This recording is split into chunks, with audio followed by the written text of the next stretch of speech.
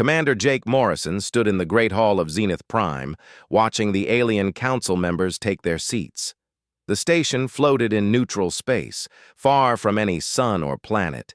It had been humanity's gateway to the stars for 30 years now, but Jake still felt like an outsider here. The council chamber was enormous.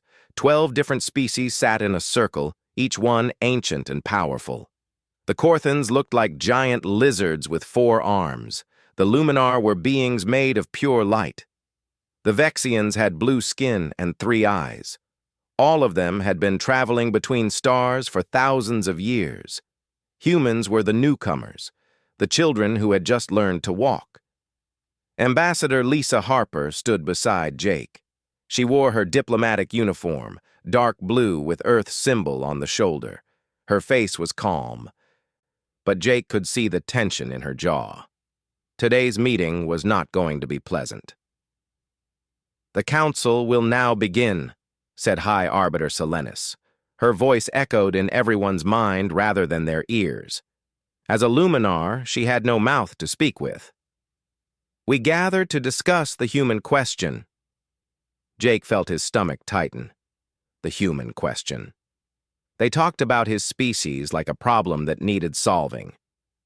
Counselor Vrethtok rose from his seat. The Corthan was old, his scales dark green and scarred from centuries of life. He looked at the human representatives with cold eyes. Humans expand too quickly. They build warships. They claim more systems each year. They do not respect the old ways. Lisa stepped forward. "We only defend ourselves. We only grow because we need space for our people. We follow all council laws." "You follow the laws because you are weak," Vrethtok said. "But you will not stay weak. I have seen species like yours before. Give you time, and you will try to conquer us all." "That's not true," Jake said, his voice sharp. He knew he should stay quiet, but anger burned in his chest. "Humanity wants peace. We came to the council in friendship." "Peace," Vrethtok laughed, a deep rumbling sound. "I have reviewed the old records. Did you know that your species appears in our ancient archives?" The room went silent. Lisa looked confused. "That's impossible. We only reached the stars 60 years ago." "Yet here you are," Vrethtok said. He pressed a button, and images appeared in the air above them. Ancient text in languages Jake didn't recognize. "These records are 10,000 years old. They speak of humans. They speak of war. They speak of something called the Sentinel Protocol." Jake exchanged a glance with Lisa. Neither of them had ever heard of this. "There must be a mistake," Lisa said. "Our recorded history only goes back about 10,000 years. We were still primitive then, living in small tribes." "Perhaps you forgot," Vrethtok said quietly. "Perhaps you were made to forget." High Arbiter Selenis raised a glowing hand. "Enough. These records are fragmentary at best. We cannot base policy on ancient rumors. However, the concern about human expansion is valid. I call for a vote. Should we place restrictions on human space travel and military development?" Lisa's face went pale. "You can't do this. We have rights as council members." "You have the rights we grant you," another counselor said. This one was Vexian, her 3 eyes blinking in sequence. "And we grant them carefully." The vote began. One by one, the council members spoke their decision. Jake watched in growing horror as each one voted yes. Restrict humanity. Contain them. Keep them small and weak. When it ended, Lisa's hands were shaking. "This is wrong," she whispered to Jake. "Everything we've worked for." "I know," Jake said. He felt hollow inside. 30 years of cooperation, and it meant nothing. They were still outsiders, still feared. "I need to research these records," Lisa said. "The ones about the Sentinel Protocol. Something isn't right here." She hurried from the chamber, and Jake followed. They walked through the station's gleaming corridors to the archive section. Lisa's diplomatic access allowed them entry to most databases. She began searching, her fingers flying over the holographic controls. "Look at this," she said after an hour of searching. "There are gaps in the records, huge sections that have been deleted or classified, and all of them are from around 10,000 years ago. All of them mention humans." "What are they hiding?" Jake asked. Lisa pulled up another file. This one was barely readable, corrupted by age. But certain words stood out: Guardian, Protector, Covenant. "Jake, I think humanity had a protector once. Something powerful. And I think the Council made us forget about it." Before Jake could respond, every alarm in the station began to scream. The lights flickered. Emergency messages flashed across every screen. Jake pulled up the alert and felt his blood run cold. A massive energy signature had appeared in Earth's solar system. Near Saturn, near Titan specifically. The signature was growing stronger by the second. Power readings that shouldn't be possible. The computers estimated the source was enormous, maybe the size of a small moon. High Arbiter Silenus's voice echoed through the entire station. "Emergency session! All council members report immediately!" Jake and Lisa ran back to the chamber. When they arrived, chaos greeted them. Counselors were shouting at each other in a dozen languages. The holographic display showed Earth's solar system with a massive red marker near Titan. "What is that thing?" Vrethtok demanded. "We don't know," a technician reported. "It's been dormant for... Our sensors say it's been inactive for at least 10,000 years, but it's waking up now." "Right after we voted against humanity," Lisa said softly. "That can't be a coincidence." The energy signature pulsed. Then it began broadcasting. A signal so powerful it reached across light years in real time, something that should have been impossible. The message came through in every language known to the Council. It even came through in dead languages, ones that hadn't been spoken in millennia. The voice was artificial, but somehow felt alive. It spoke with absolute certainty, with power that made the station's walls vibrate. "Covenant breach detected, terms violated, protocol engaged, humanity will not fall again." Jake stared at the screen, his mind struggling to understand. Whatever that thing was, it had been sleeping near his home world for 10,000 years, waiting, watching, and now that the Council had moved against humanity, it had awakened. The council chamber erupted into panic, but Jake felt something different, something he hadn't felt since the meeting began. He felt hope. Whatever was awakening near Titan, it was on humanity's side. And the council was terrified.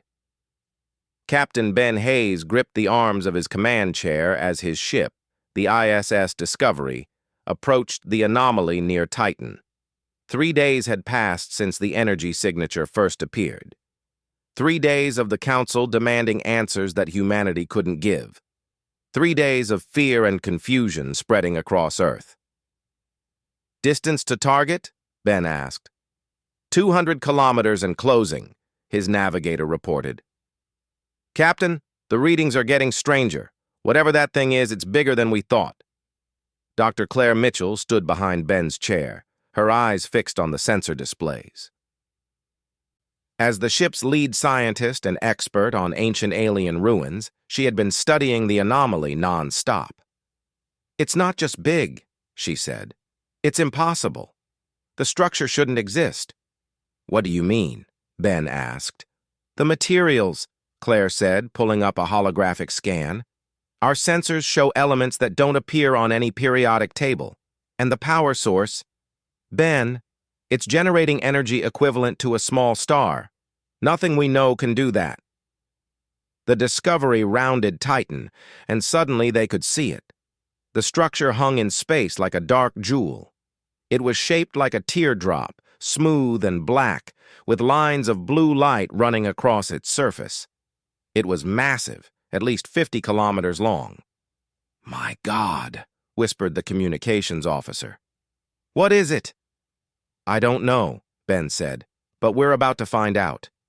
Open all channels. Broadcast a greeting." "Captain," Claire said urgently, "look at this. She transferred data to the main screen. "I've been analyzing the hull composition. There are patterns in the molecular structure, encoded information, and Ben, it contains human DNA markers." "That's impossible," Ben said. "This thing has been here for thousands of years. Humans were barely civilized back then." "I know," Claire said, "but the DNA is definitely human. It's woven into the structure itself at the molecular level. This thing was built by humans, or built for humans." Before Ben could respond, the structure came alive.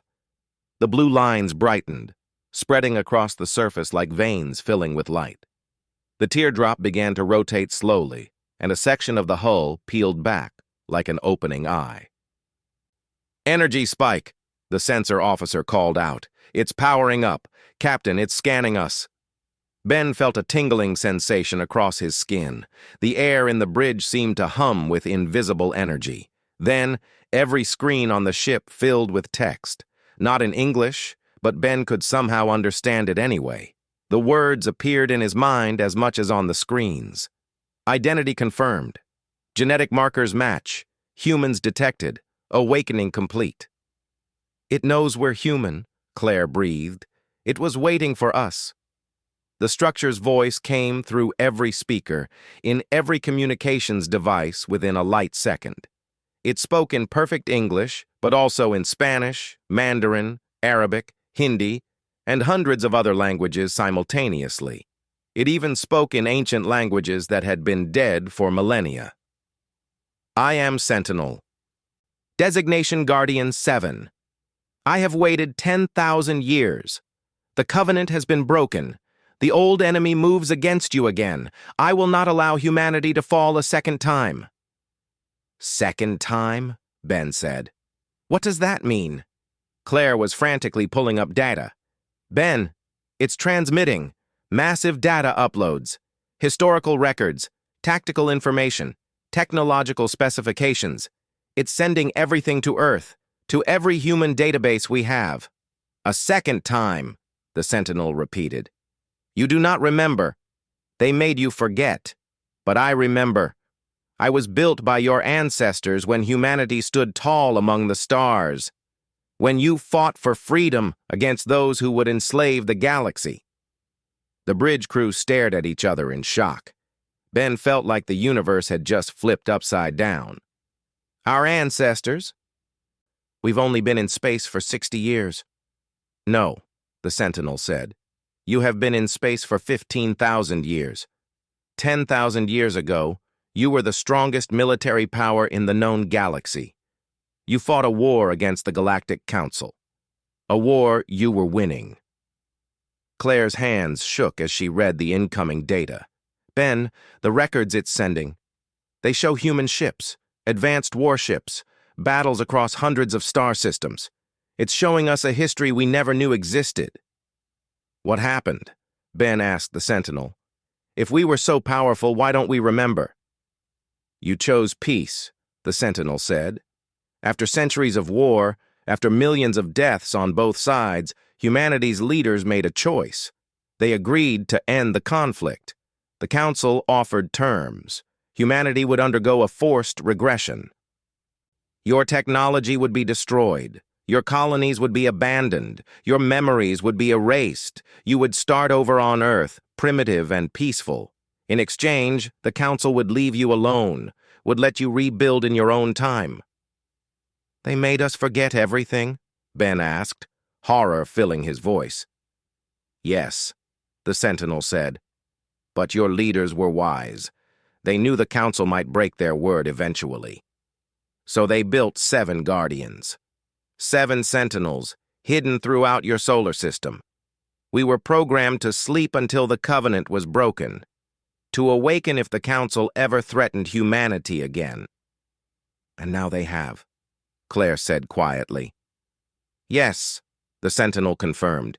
"The Council voted to restrict your growth, to contain you, to keep you weak. This violates the covenant. You are to be left alone to develop naturally. They have interfered. The protocol is now active." Warning lights flashed across the Discovery's instruments. "Captain, The tactical officer called out. "Multiple ships entering the system. Council warships. They're headed our way." Ben pulled up the tactical display. 40 ships, all of them massive council cruisers. An enforcement fleet. "Sentinel," Ben said. "They're coming for you." "They are coming for humanity," the Sentinel corrected. "They fear what I represent. They fear what you might become again, but they should fear. They should remember. I will show them why they made you forget." The Sentinel moved.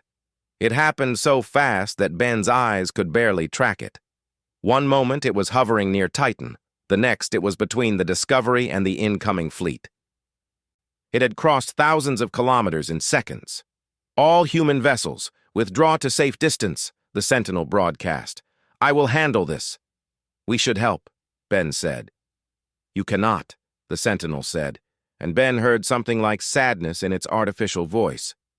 "You have forgotten how to fight, but I will teach you to remember." The Council fleet opened fire. 40 warships unleashed their weapons simultaneously. Energy beams, missiles, and kinetic rounds all converged on the Sentinel. The space around it lit up like a newborn star. When the light faded, the Sentinel was undamaged. It hadn't even moved. "Your weapons are children's toys compared to what humanity once wielded," the Sentinel said. "I am one guardian. I am not even a warship. I am a teaching tool, a repository of knowledge. And still, you cannot harm me." What happened next would be discussed in military academies for generations. The Sentinel didn't destroy the Council ships. It simply touched them. One by one, it moved through the fleet faster than missiles could fly. Each ship it approached went dark. Power cores shut down. Weapons systems failed. Life support remained active, but nothing else worked. In 3 minutes, 40 warships were reduced to floating debris, their crews unharmed but helpless. "I have disabled your fleet," the Sentinel broadcast to the Council. "Your people are safe. I could have killed them all. Remember that. Remember that I chose mercy, just as humanity chose mercy 10,000 years ago. But do not test me again." Ben watched in awe. The entire Council fleet, defeated without a single shot that hit its mark. "Captain Hayes," the Sentinel said, "I am transmitting coordinates throughout human space. Locations of 6 other Guardians like myself. Locations of weapons caches, of ancient shipyards, of technology your ancestors left for you. The Council wanted to keep you weak. I will make you strong again." "What happens now?" Ben asked. "Now," the Sentinel said, "humanity remembers who they are." Admiral Kyle Stevens stood in the war room deep beneath Geneva, watching the holographic map of human space.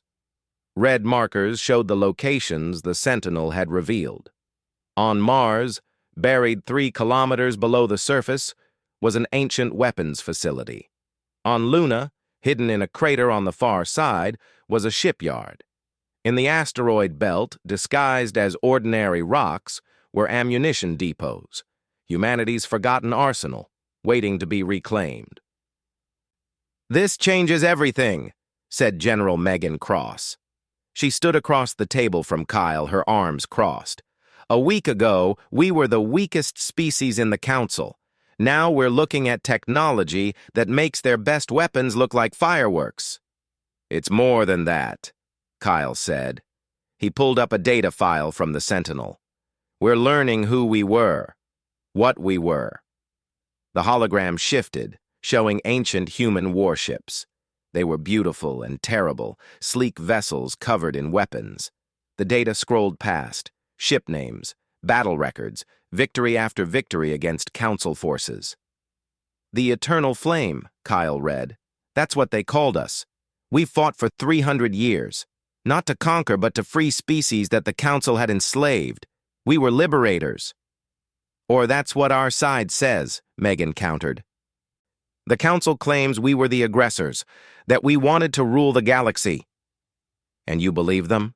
Kyle asked. "I don't know what to believe," Megan said. "All I know is that we're on the edge of another war, and this time, we might not choose peace.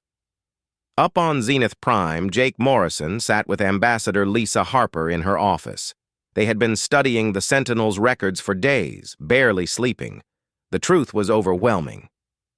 "Look at this," Lisa said, showing Jake a translated document. "This is the peace treaty, the actual covenant. It's clear. The Council agrees to leave humanity alone for 10,000 years. Let us develop naturally. In exchange, we agree to forget our past and start over." "And they broke it," Jake said. "They've been manipulating us for decades, slowing our development, making sure we stayed weak." Lisa pulled up more files. Evidence of sabotage. Council agents had caused accidents in human research facilities. They had spread anti-technology movements on Earth.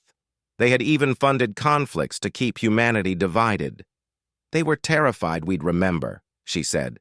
"Terrified we'd become what we were before." "Can you blame them?" Jake asked quietly. "Lisa, our ancestors were warriors. We were good at killing, maybe too good." "We were also good at mercy," Lisa said. She showed him another file. "This is from the final battle. Humanity had the Council fleet surrounded. We could have destroyed them, ended the war with total victory. But we didn't. We offered peace instead. We chose to forget our power rather than use it to dominate." Jake felt pride swell in his chest. "That's who we are. That's who we've always been." "Yes," Lisa said.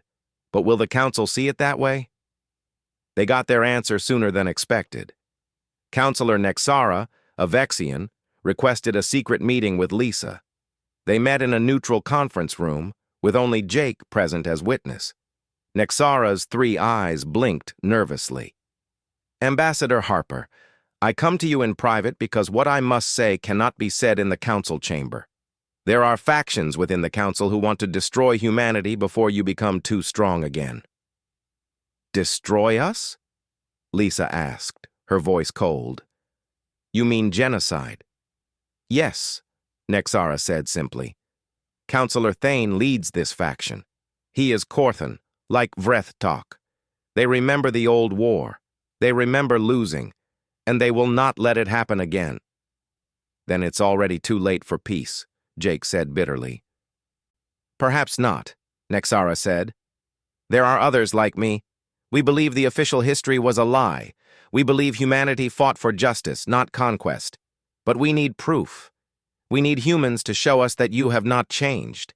That given power again, you will not use it for revenge." Lisa looked at Jake, then back to Nexara. "We will prove it. But we will also defend ourselves. If Thane attacks, we will fight back." "I understand," Nexara said. "I only hope that when this is over we can build something better than what existed before." On Mars, Sophie Laurent stood in the ancient weapons facility. The Sentinel had opened it 2 days ago, and teams had been working non-stop to understand what they found. Sophie was a pilot, one of the best in the human fleet. She had volunteered to test the old ships if any could be recovered. And they had recovered something incredible, a ship perfectly preserved in a stasis field. It was smaller than a modern cruiser, but looked far more deadly. The hull was black, covered in what looked like scales. Weapons ports lined every surface. "It's beautiful," Sophie whispered. Dr. Claire Mitchell, who had traveled from Titan to help with the excavation, nodded.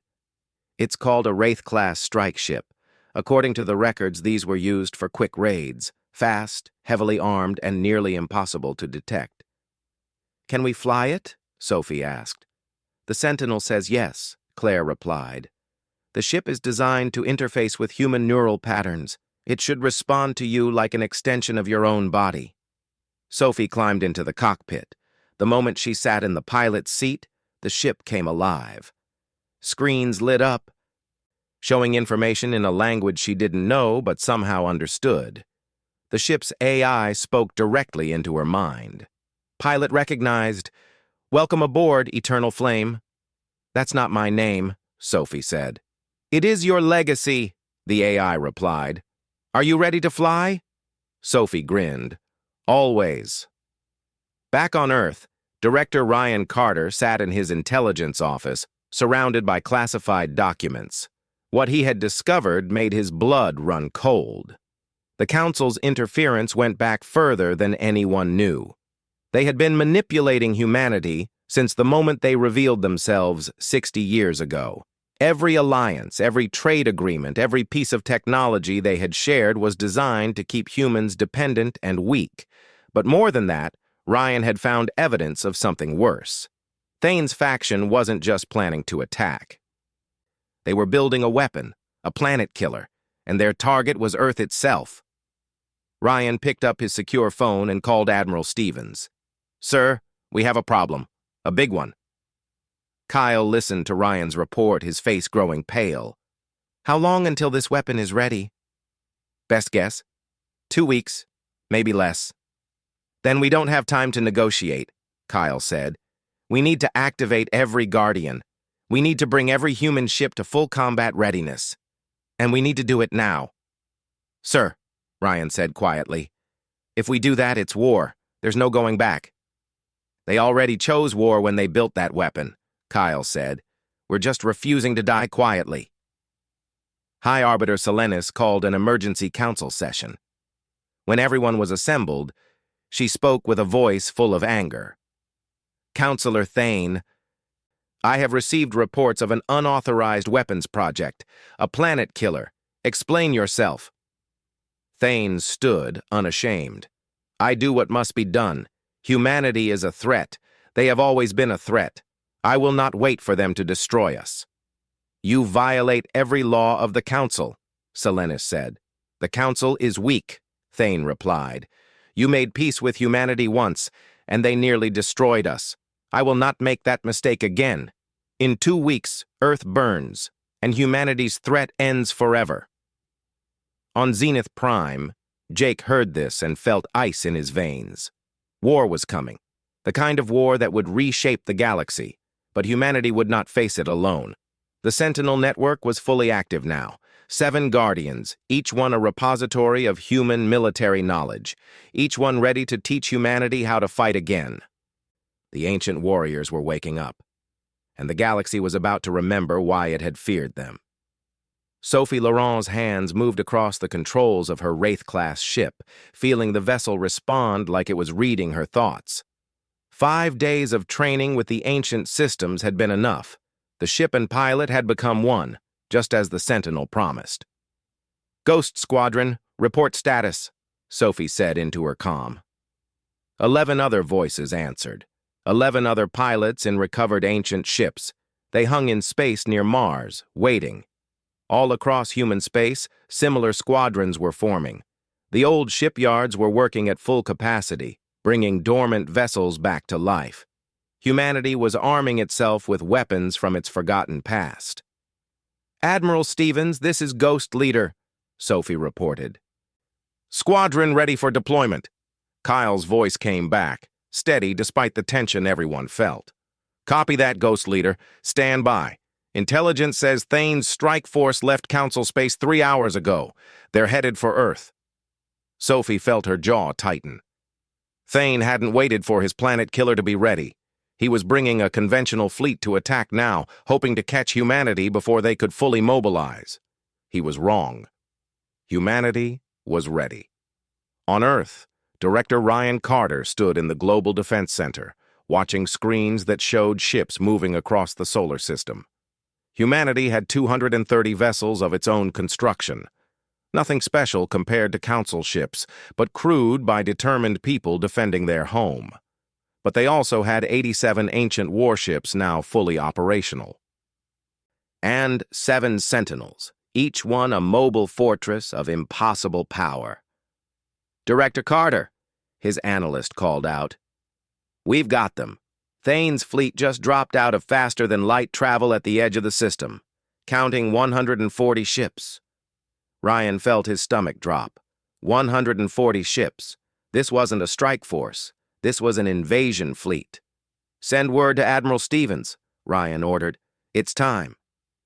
In space near Jupiter, Admiral Kyle Stevens stood on the bridge of humanity's flagship, the Einstein. It wasn't an ancient ship. It was human-built, a testament to what humanity could do with modern knowledge.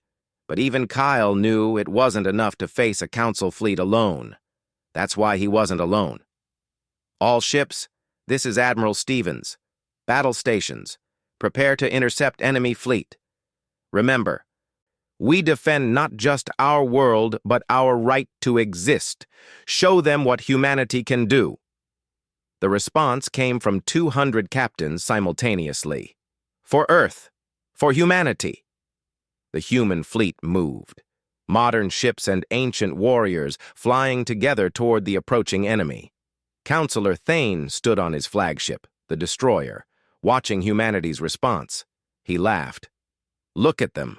They cobble together a defense from old relics and think they can stop us. Pathetic. All ships, prepare to fire. When we're done, there won't be enough of Earth left to bury their dead. His tactical officer looked nervous. Sir, those ancient ships, the readings are strange. Our sensors can't lock onto them properly. They're old and broken, Thane said. Crush them. The two fleets met in the space between Jupiter and Saturn. Thane's forces opened fire first, a wall of energy and missiles that lit up the dark. The human fleet scattered, modern ships using evasive maneuvers, while the ancient vessels did something impossible. They flickered, phasing in and out of normal space. Most of the council weapons passed right through them, hitting nothing. What is this? Thane demanded. Why aren't they being destroyed? The old ships have phasing technology, his officer reported. They're moving between dimensions. Our weapons can't hit them. Sophie grinned as her Wraith-class ship danced through enemy fire. This was what the ancient pilots had felt, this perfect unity between ship and pilot. She lined up her shot and fired. Her weapons were different from anything modern. They didn't just destroy matter. They disrupted energy at a quantum level. Her shot hit a council cruiser's shields. Instead of absorbing the impact, the shields collapsed instantly.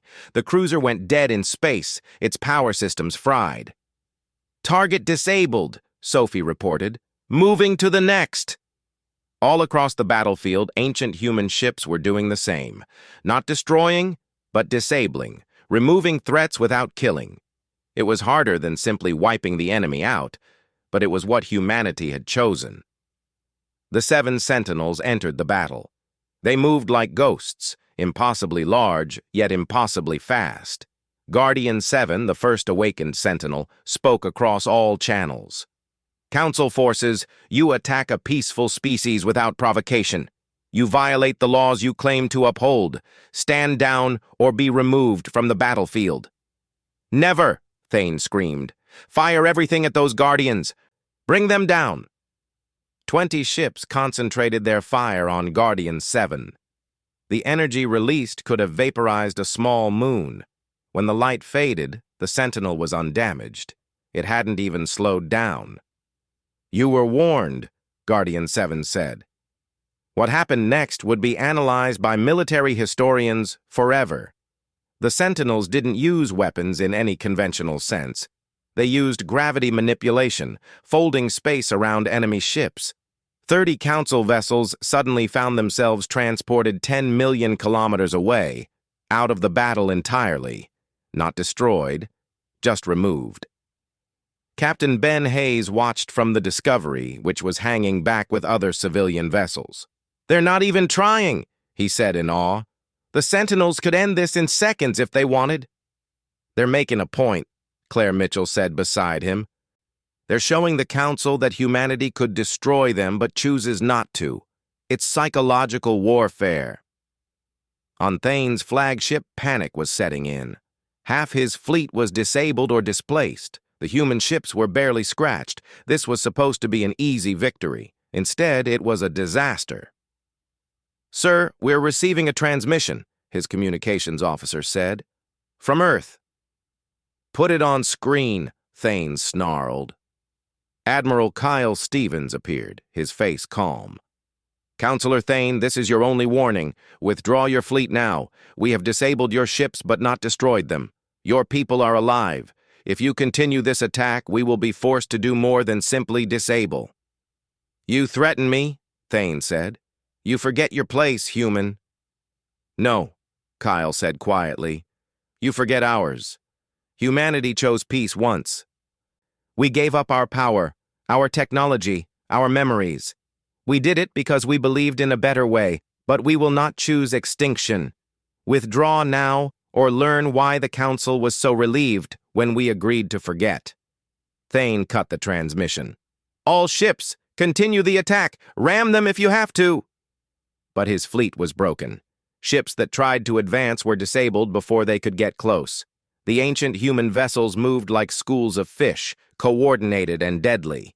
The Sentinels herded Council ships like sheep, pushing them away from Earth. Then something changed. One of Thane's ships, desperate and panicking, fired on a civilian transport, a human colony ship carrying families back to Earth from Mars. The shot hit the transport's engines. The ship began to break apart. Sophie saw it happen. Without thinking, she pushed her ship to maximum speed. The Wraith-class vessel screamed across space, arriving at the colony ship in seconds.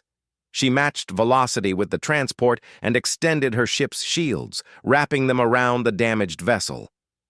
"I've got you," Sophie said. "Hold on." The transport's hull stopped breaking apart, held together by Sophie's shield. Other ancient ships moved in, creating a protective shell. They pulled the transport away from the battle, every family aboard saved. But something had shifted. The deliberate attack on civilians crossed a line. Guardian 7's voice came across all channels, and for the first time, it sounded angry.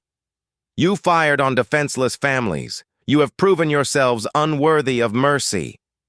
"Wait," Admiral Stevens said urgently. "Guardian, don't—" But the Sentinel had already moved. It didn't destroy Thane's flagship. Instead, it did something worse. It broadcast everything. Every communication Thane had made, every order to target civilians, every plan to build the planet killer. All of it, sent simultaneously to every planet in Council space. Within minutes, trillions of beings across the galaxy knew the truth. Thane had acted without Council approval. He had tried to commit genocide, and he had failed. The rest of Thane's fleet surrendered. One by one, ships powered down their weapons and requested quarter. The battle was over, but the war was just beginning, because now the entire galaxy was watching. Watching humanity, armed with ancient power, show restraint. Watching the Council's lies exposed. Watching everything they thought they knew turn upside down. High Arbiter Selenis's voice came through on all channels. "This emergency session of the Galactic Council is called to order. We have much to discuss, and much to answer for." The emergency council session began 48 hours after the battle. Jake Morrison stood beside Ambassador Lisa Harper as they entered the Great Hall of Zenith Prime. But this time, everything was different.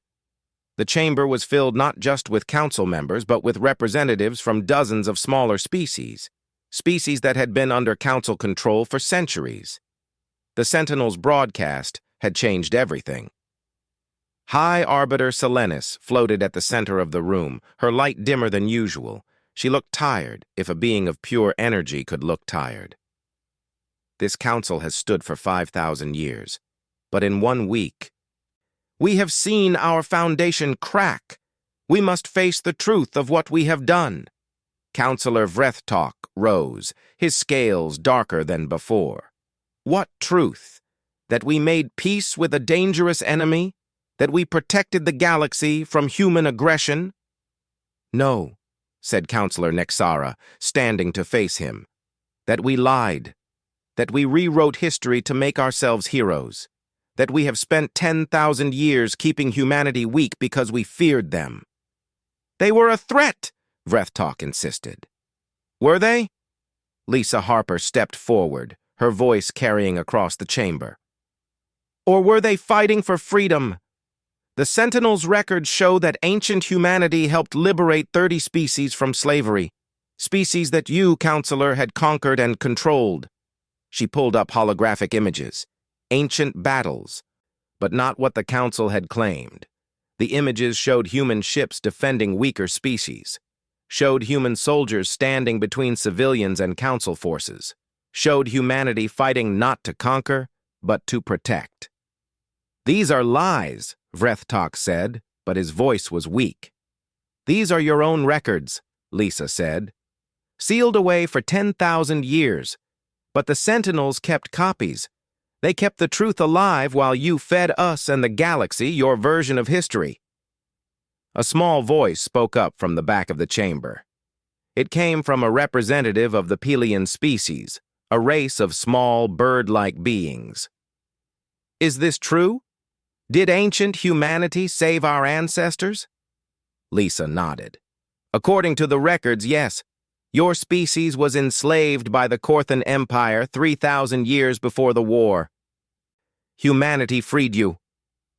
And then we let the Council convince us you were the monsters," the Pelian said softly. "We are ashamed." More voices joined in, species after species, sharing stories their elders had told, stories that didn't match the official history, stories of human kindness, human sacrifice, human protection. The official narrative was crumbling. On Earth, Admiral Kyle Stevens met with his senior officers. General Megan Cross, Captain Ben Hayes, Director Ryan Carter, and Sophie Laurent all sat around the table. The planet killer had been found and dismantled. Thane was under arrest. The immediate threat was over. But the question remained: what would humanity do now? "We have power again," Megan said. "Real power. We could take revenge. The Council manipulated us, suppressed us, tried to destroy us. We'd be justified."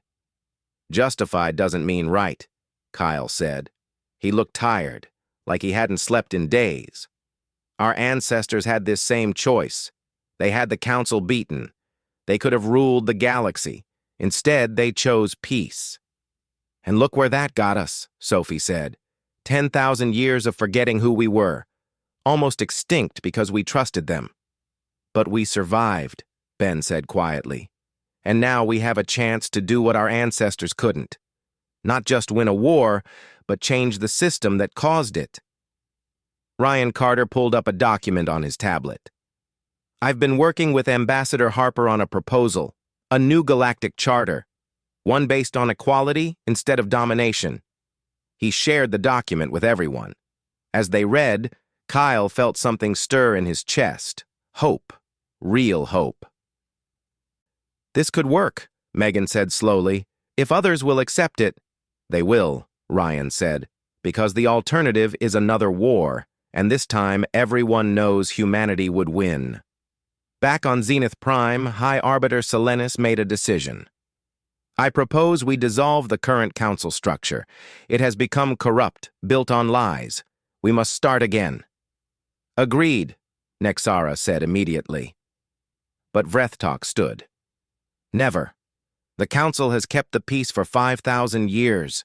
We will not destroy it because of one human complaint." "It's not just humans complaining," said another council member, one who had been silent until now. "The smaller species are demanding change. If we don't give it to them, they'll take it by force, and they'll have humanity's help." Vrethtok looked around the chamber and saw the truth. He was alone. Most of the council wanted change, and those who didn't were too afraid of human retaliation to speak up. "Fine," he said bitterly, "but mark my words, giving humans power again will be the greatest mistake we ever make." He left the chamber, and several other hardliners followed him. About a dozen species in total, unwilling to accept the new reality. Lisa watched them go and felt a chill. "There'll be trouble later," she said to Jake. "Probably," Jake agreed, "but we'll deal with that when it comes. Today we change the galaxy." The proposal was presented. A new galactic assembly, with every species given equal representation. No more ruling council, no more elder races with special privileges. Every species would have a voice, from the oldest to the newest. Decisions would be made collectively with respect for all. It took 3 days of debate, but in the end, the proposal passed. The old council dissolved itself. The new assembly would convene in 6 months, giving everyone time to prepare.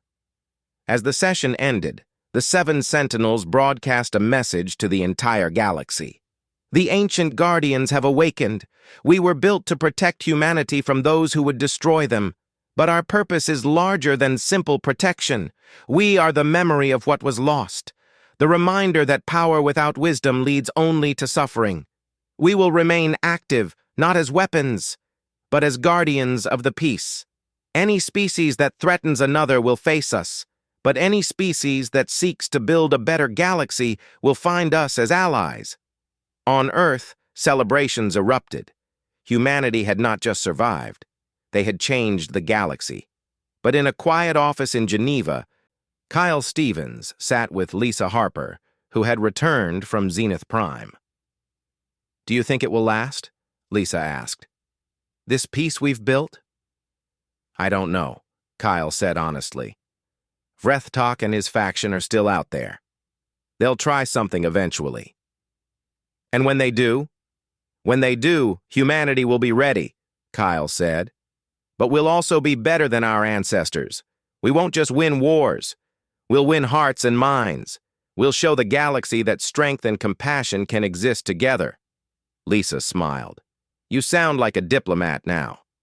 "God, I hope not," Kyle said, and they both laughed. Months passed. The new Galactic Assembly held its first session. Jake Morrison was elected as one of humanity's representatives.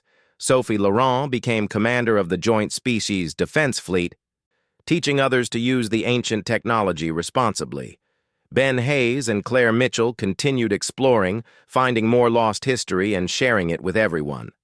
The 7 Sentinels took positions throughout the galaxy, watching and protecting. They had stopped being weapons and become something more, symbols of humanity's dual nature, capable of terrible destruction, but choosing to build instead. Not everyone was happy. Vrethtok and a dozen other species retreated to their home territories, refusing to join the new assembly. They would be a problem someday, but not today. Today, the galaxy celebrated a new beginning. In the great hall of the new assembly building, built on a neutral station far from old power centers, Lisa Harper gave a speech. Representatives from 200 species listened. 10,000 years ago, my ancestors stood where I stand now. They had won a war but lost their way. They chose to forget their power and start over. Today, we remember that power, but we also remember why they chose to forget. Power without wisdom is just tyranny. Our ancestors understood that. The old council forgot it. We will not make that mistake. She paused, looking around the chamber. Humanity did not ask to be awakened. We did not ask to remember what we were. But now that we have, we make a choice. We choose to use our strength to protect the weak. We choose to use our knowledge to lift up those still learning. We choose peace, not from fear, but from wisdom. The chamber erupted in applause, not just from humans, but from dozens of species that had been waiting for someone to stand up to the old order. Species that had hoped for change but never dared to demand it. As the session ended and representatives mingled, Counselor Nexara approached Lisa. "You did well today." "Thank you," Lisa said, "and thank you for standing with us." "I stood with the truth," Nexara said. "Something I should have done long ago. My people suffered under the old council, too. We were just too afraid to say so."